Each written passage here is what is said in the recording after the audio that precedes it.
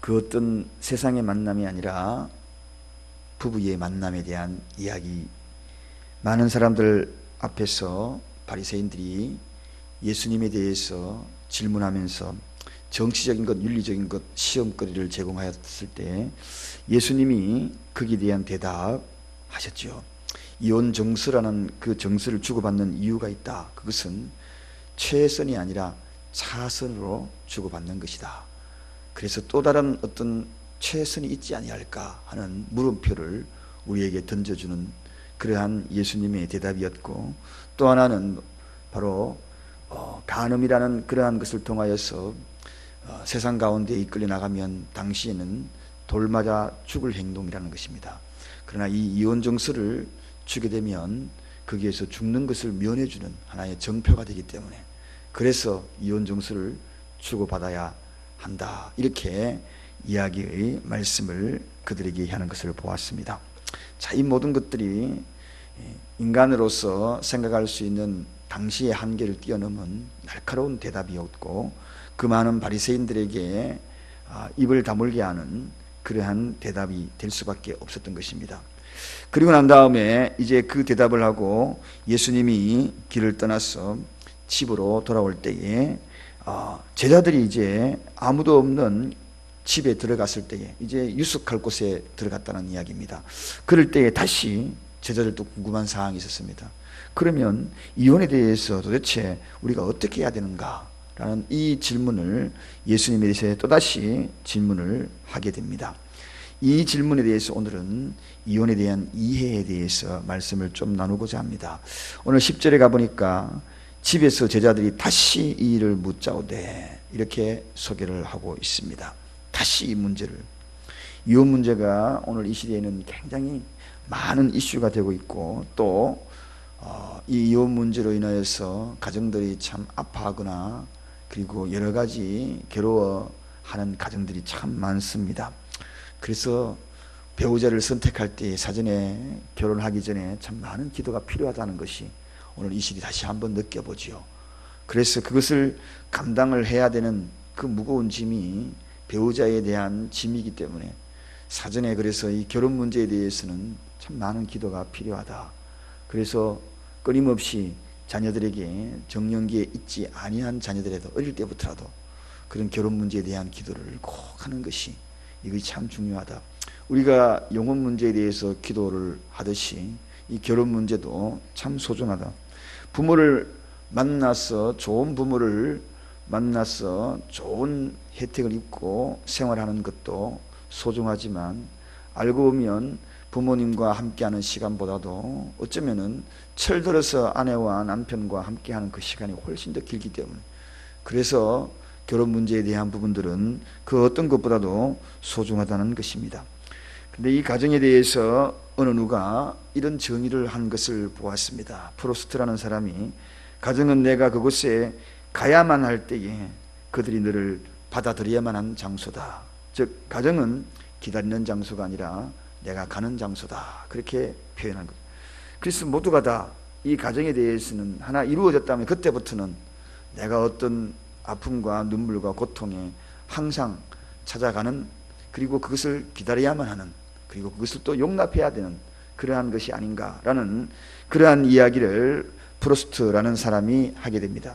그런데 성경에서 이야기하는 이 이혼에 대한 이해를 좀 더 말씀을 통하여 구체적으로 한번 생각을 해보면, 과연 우리가 이 이혼에 대한 이해를 어떻게 해야 되는가? 그렇게 하기 위해서는 먼저 이 결혼이라는 것을 잠시 한번 생각해보고, 또 이혼의 요소인 그러한 예수님이 말씀하시는 것들을 한번 생각해 보고자 합니다. 결혼은 한마디로 이야기하면 사실 하나님의 축복이 되어야 되거든요. 결혼이라는 것은 한마디로 축복의 장이 되어야 합니다. 그것은 한마디로 창조의 원리와 직결되기 때문에, 가정은 개인이 홀로서 이루어져 가는 곳이 아니고 그 누군가의 만남을 통하여서 바로 이 가정이 이루어진다는 것입니다. 이건 창조의 원리와 마찬가지입니다. 하나님은 인간을 창조하신 순간부터 그때 이 가정이라는 것을 필수적으로 창조하신 것입니다. 그래서 어떠한 시대를 막론하고 이 가정은 하나님께서 인정하시는 그러한 아주 특별한 그런 기간을 만들어야 될 뿐만 아니라 이 가정을 통하여 하나님께서 하시고자 하시는 것이 무엇인가 늘 고민하며 그 가정 속에서 작은 천국을 만들어 가려고 하는 그러한 애절함이 이 가정에 있어야 합니다. 그래서 그러기 위해서는 서로 배우자가 지켜야 될 것들이 있다는 것입니다. 그 지켜야 될 것들은 성경에서 먼저 일부 일처를 이야기하고 있는 거죠. 일부 다처가 아니라 일부 일처를 주장하는 것입니다. 하나님께서 처음에 한 남자와 한 여자의 만남을 출발하여서 에덴에서 아담과 하와의 출발이 일어나고 있는 것을 봅니다. 이게 바로 일부 일처거든요. 한 사람을 사랑하고 한 사람을 바라보아라. 그래야만이 작은 천국을 이룰 수 있다. 결혼의 전인격적인 만남은 바로 한 사람과 한 사람의 만남이다. 그러한 출발과 전제 조건이 가정의 행복의 요소의 첫 번째 요소가 된다는 것입니다. 그래서 한 남자와 한 여자가 전체적인 결합이 이루어지는 것, 이것이 바로 결혼이다. 전체적인 결합이다. 어떤 집에는 육체적인 결합만 이루어지되 영적인 결합이 이루어지지 않아서 아픈 그런 가정이 많이 있지요. 또 어떤 집안은 물질적인 결합이 안 일어나요. 그래서 물질적인 결합을 일어나지 아니하는 그러한 가정도 있어요. 이게 아니야. 가정은 전체적인 결합, 인격적인 것, 물질적인 것, 경제적인 것, 환경적인 것, 모든 것이 하나가 되는 것이 이게 가정입니다. 자, 이게 바로 한 몸으로 결합되는 것입니다. 한 몸, 그러니까 몸에 대한 관심만 가지고 이 몸이라는 것, 거기에 대한 중심만 생각해서는 안 되는 것입니다. 육체적으로 일어나는 모든 인간사에 일어나는 일들, 그리고 가정사에 일어나는 모든 일들, 이런 모든 행위들이 하나가 이루어지는 그러한 것이 바로 결혼이라는 것입니다. 하나님은 그런 만남을 이야기하셨죠. 그래서 태초에 에덴에 있었을 때에 그들은 벌거벗었더라, 그렇게 이야기합니다. 벌거벗은 뜻이 뭡니까?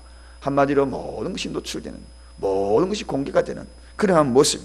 많은 어려움이 봉착했어서, 많은 위기가 봉착했어도 이런 것들을 잘 극복할 수 있는 그런 가정. 이건 한 사람만이 되는 이유가 아닙니다. 두 사람이, 예를 들어서 그래서 믿음의 사람이 만나야 그래야 이런 일들이 추진이 되는 거죠. 이런 일들이 오픈이 되고 열려나가는 겁니다. 이게 안 되면 얼마나 괴롭겠습니까? 얼마나 힘들겠습니까? 자, 부부의 관계는 그래서 이렇게 결합된 부부의 관계를 사람이 나누지 못할지다. 그렇게 하나님이 이런 의미로서 이렇게 한 몸 영적으로 육적으로 환경적으로 하나가 되었으니 이런 관계가 어떻게 헤어지겠습니까?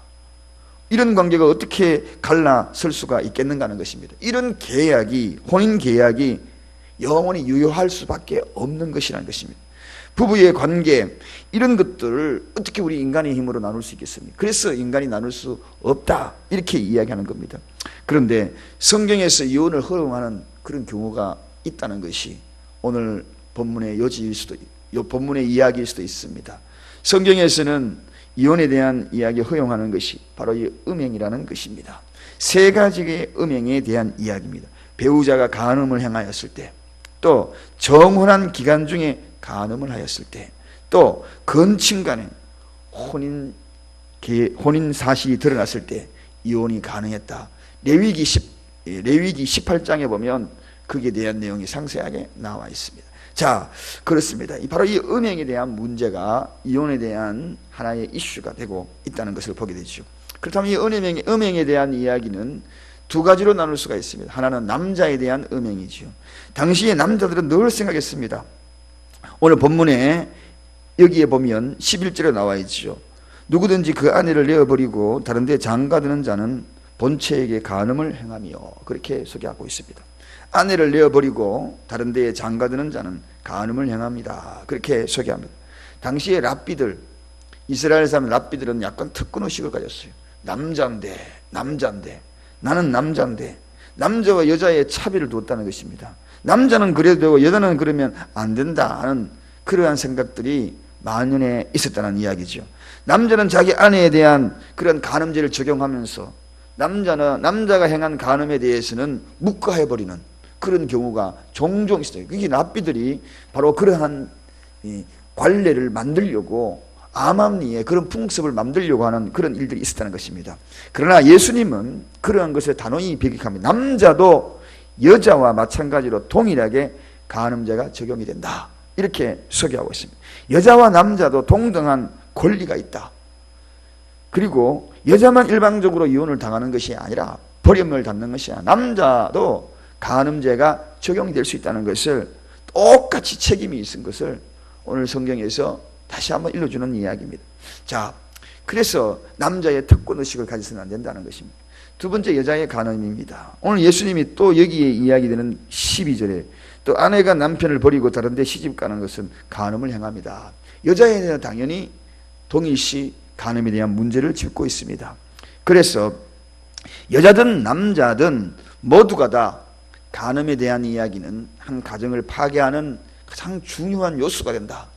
그래서 남자의 외도도 여자의 외도도 결혼 생활을 깨는 이러한 모든 일들은 하나님 앞에 큰 죄가 된다는 것을 오늘 본문에서 소개를 하고 있습니다.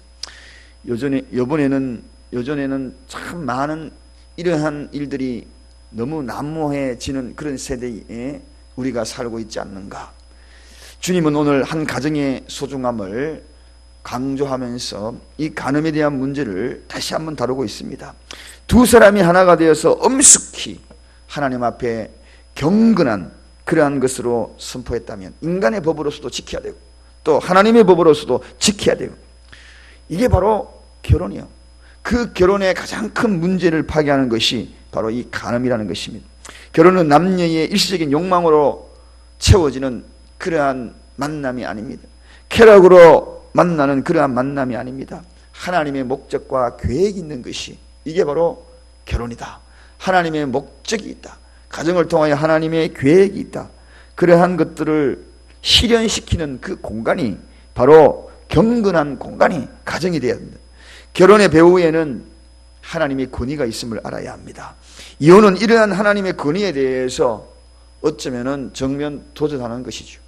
그리고 그 정면 도전하는 그 모든 일들을 우리가 곰곰이 생각하면서 신중을 기하여 이 일을 처리하지 않을 수밖에 없다는 것입니다.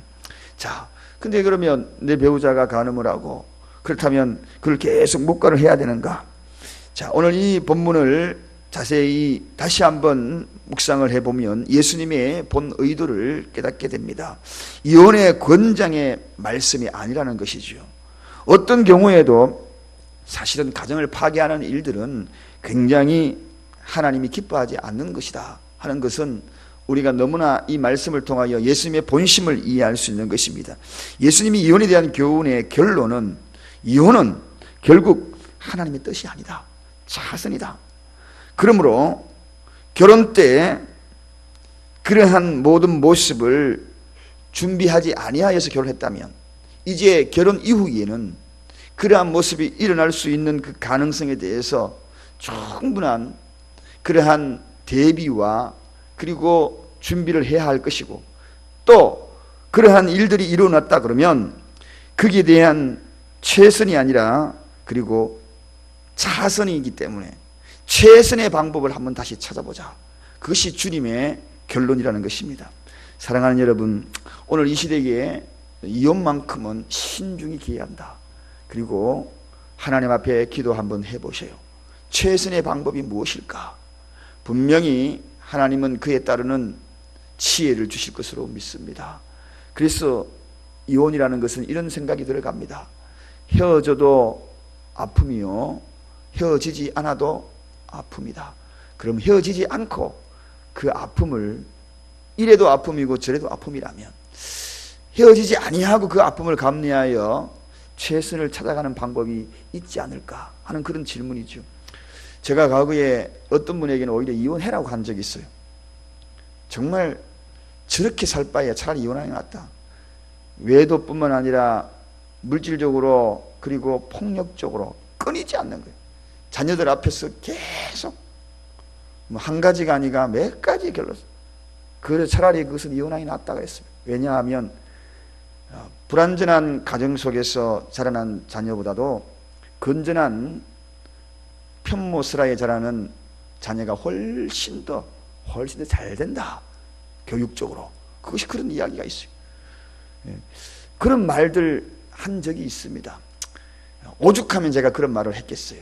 그런데 사실은 더 최선이 있는가를 더 고민을 하고 신중히 고민을 하고 또 그렇지 아니할 때에 오늘 이 본문 말씀에 물음표를 던지면서 하나님 앞에 질문하고 해답을 얻어서 결론을 짓는 것이 가장 아름다운 방법이다. 오늘 이 이야기, 어제 이야기와 함께 다시 한번 결론을 내립니다. 이혼이라는 이 이해에 대해서 질문을 던지고 그 질문의 해답은 최선의 차선으로 뒤처지지 아니하는 그 질문을 하나님 앞에 물음표를 던지면서 기도하고 결론 얻어진 것으로 결론 내리는 우리 모두의 삶이 되기를 원합니다. 기도하겠습니다. 하나님 아버지 감사합니다.